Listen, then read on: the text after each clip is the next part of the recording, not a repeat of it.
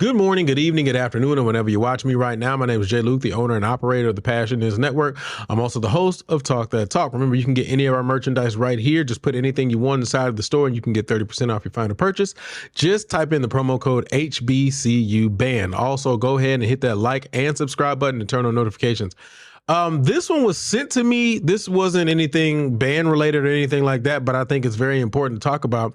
Whether you all know it or not, an HBCU, Knoxville College, which is an historic university, has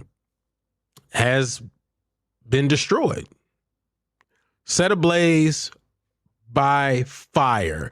I'm going to go ahead and just kind of read to you all the information about not only the fire, but they're going to give some information. It says a historic building in Knoxville at Knoxville College, one of the oldest HBCUs in Tennessee,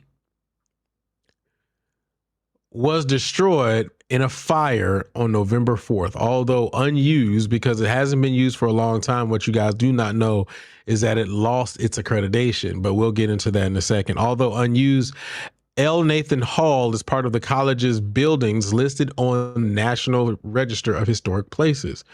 L. Nathan Hall was left in ruins. The fire was reported to 911 around 8:30 p.m. on November 4th. About 40 firefighters were called to the scene, according to a news release from Knoxville Fire Department. 2 trucks and 4 firefighters were still on location in the early hours of November 5th. So this is where for me, it kind of turns into an issue. Authorities believe the fire was a deliberate attempt of arson, cooking, or warming. Investigators are still looking into the fire, according to Knoxville Fire, the police department. The fire department. So here's the reason why that's an issue for me, right? Yes, this is a campus that hasn't been used in a long time, and yes, the possibility of, homeless people or anything like that staying in there. But if it's in a situation where it was an actual arson attempt, my thing is, in my opinion, just my opinion, it's an historic place. It's an historic HBCU. It's been around for a very long time. And the fact that you want to set it ablaze for whatever reason, it could be you're trying to get the land or you're trying to get the property, or even if you're just trying to destroy HBCU or older HBCUs because you don't feel like they should be around. Whatever the reason is, I just feel like it's crazy in the fact that somebody just wants to just go ahead and set fire to places. Now, again, if homeless people are squatting in that area and apparently what they were saying is it probably could have been cooked from cooking or warming, that's a completely different conversation. But it raises a bigger question for me, right? Like when these universities end up losing their accreditation or they're abandoned or whatever, because in my opinion, they have and hold historic value, why don't we take better care of them? And I don't know. I mean, that may be a larger answer to or response to that answer.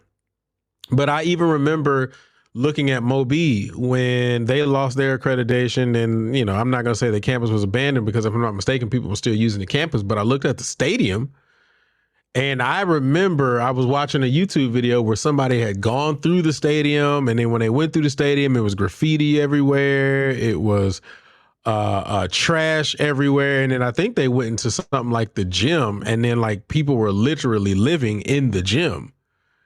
And for me, I'm just kind of like, these are historic areas for, in my opinion, the culture.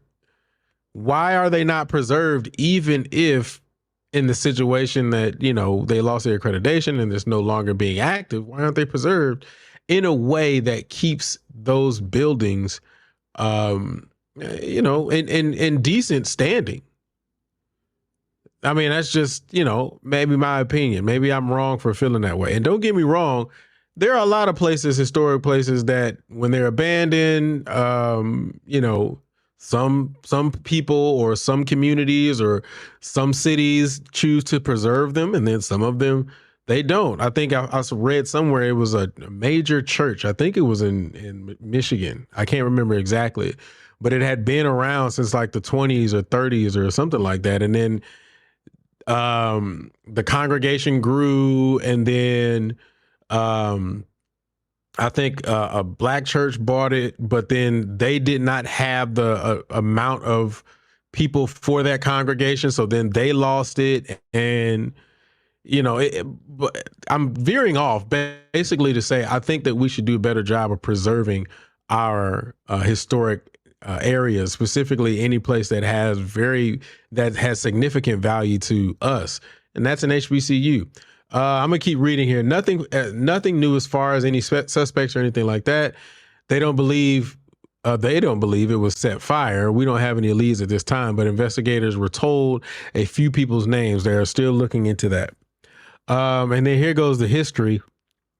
Founded in 1875 by the United Presbyterian Church of North America, Knoxville College is one of Tennessee's 7 HBCUs.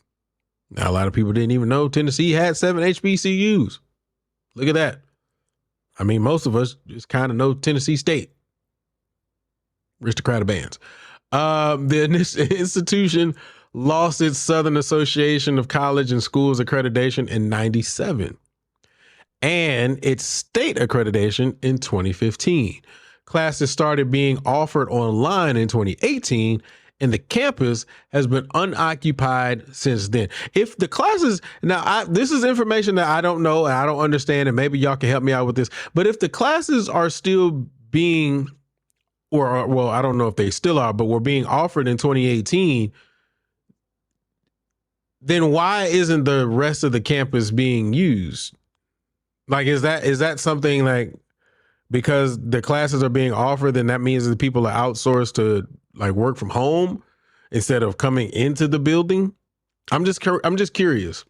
And the only reason why I'm asking that question is because I took some classes online, and let me clarify that. I took some classes online, but then I was also able to go to the campus to be in class, which I did. So I'm asking that because if you're offering online classes and you are a physical university, then why isn't the campus available for physical use? I mean, maybe somebody out there can answer that. Debt and lack of funding has led to low enrollment, aging buildings, and its loss of accreditation. Knoxville College is not the only HBCU to face such difficulties. As we know, in 2023, the U.S. Department of Education notified 16 governors of a $12 billion disparity in funding between land-grant HBCUs and non-HBCU land-grant institutions. So yeah, that's basically what's going on with that. I mean, this is not a banned thing, but I think because it's involving an HBCU, we want to continue to make sure that we put the news out there and we converse about it and have our thoughts and can continue to be able to have our conversation specifically inside of the comment section. So I want to see your thoughts on this. Do you think that somebody actually set it on fire? If you do, then what do you think the reasons are? Do you think it's just an accident? Do you think that for our history and what we do as HBCUs or what we do as a culture, should this have been preserved a little bit better? Or, are you thinking, oh, well, it's just a loss. A loss is a loss. But I want to see all of those comments down inside of the comment section. Also, did you know that the state of Tennessee had 7 HBCUs? Can you name them without Googling them? I want to see all that stuff inside the comment section, man. Go ahead and fill up that comment section. Also, don't forget, you can go ahead and get anything from our store. You can get 30% off your purchase. Just type in promo code HBCUBand. And then don't forget to like and subscribe to the network. Also, there is Talk That Talk tonight. We will be live tonight, and we got 3 topics that we're going to talk about. And I may do something a little different today. I may have some surveys and some polls and all that kind of stuff going on. So you just got to be there, man. Let's just check it out. Let's fill up that chat room, man, and let's get it popping, man. I appreciate y'all. I love y'all, and I'll see you all next time. Peace.